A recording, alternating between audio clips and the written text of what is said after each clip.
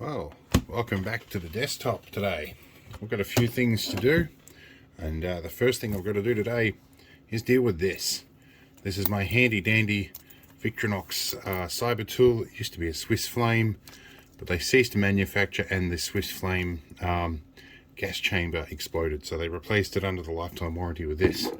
Anyway, a common thing has happened. This. Now, normally I would stitch this back on, but my sewing machine and sewing kit is in the hands of somebody else at the moment. They're doing a job with it. So, I need to improvise a way to sew this back on.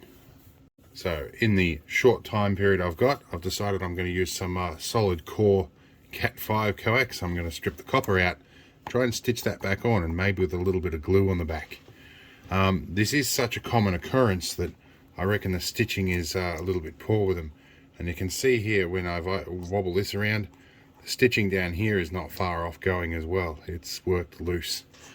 So these used to go for about 20 bucks. They now go for about $60, which puts it on par with a genuine Victronox pouch. But the Victronox pouches, they roll the top of this around in such a way that it hangs off my belt and collides with more things, which is what's caused this.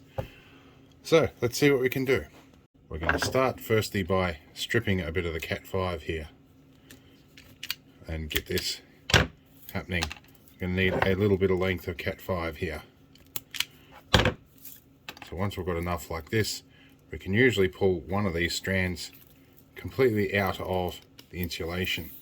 Once you've got enough of that insulation separated, you can just pull all these straight out. You have your individual strands, and now we need to roll and untwist all of this, which is relatively easy if you've done this about 1,000,000 times like I have. Now, the tried and true method for getting the outer insulation or the inner insulation off is to use a steel ruler, but the back of a pair of scissors will work. Let's have a look what I'm doing over here. I'm getting the square edge at a 45 degree. I'm going to just drag it underneath all the way along. And you get that to a point where you've stripped it enough, you can get the end out of it, and then you can just run it all the way along. Okay, so once you've got the first bit started, you can just run all the way along like this. And you'll just keep on going all the way down to the end where you started. And I'm going to trim that bit off. Okay, now we have ourselves a piece of copper thread, more or less, that we can use in place of stitching. And so what I'm going to do here is I'm going to extract the remainder of the stitching, and excuse the PC-21 flying overhead. They're doing training again. So we're going to rip out all our remaining stitching here and hopefully clear the holes a bit of any broken pieces, because we are going to reuse those holes. And here we go. This is definitely a bit of a backyard job, but you know, we need it to work by this afternoon. My sewing machine's probably not going to get here in time. Okay, so the general idea, as you've probably guessed at this point, is to basically thread through the same holes that we used with the threading needle. And I'm going to find myself a nice pair of pointy nose pliers here. And we're going to go through and stitch backwards and forwards until we've covered most of the original stitching. So let's get on with it, and I'll skip through and show you halfway through.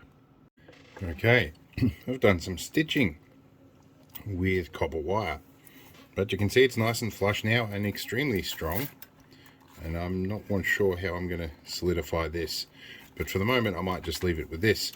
The last two, now you'll notice I've skipped a couple of holes every now and then because they weren't lining up the way I needed to for them copper, but this is certainly amply strong enough. I've taken the last two through these holes here, if we can autofocus, and I'm going to resolve them on the inside, and I might even put just a tiny dab of solder on that, to be honest, and keep those two cables connected. Right, this could be a little tricky to film, but we're going to have a crack at it. If you hear some singing in the background, that's just the concreters that are redoing my driveway. Now we've got our iron at about 350 degrees here, and a bit of 60-40 tin lead. we're just going to put a little bit of that on there. I trimmed them up nice and soft, or nice and short rather. My language goes out the window when I'm doing stuff. So it should make a nice little smooth bit there, so it shouldn't abrade away on my Victorinox too much. It should go in nice and smoothly. Alright, later on I may add a couple of loops in the lower sections here to help solidify this, because I can see it's getting a bit loose already.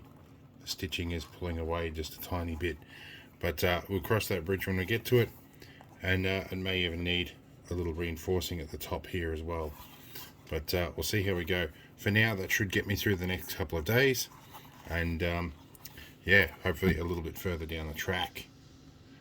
Alright, see you all in the next video. Hopefully it's something interesting for you guys.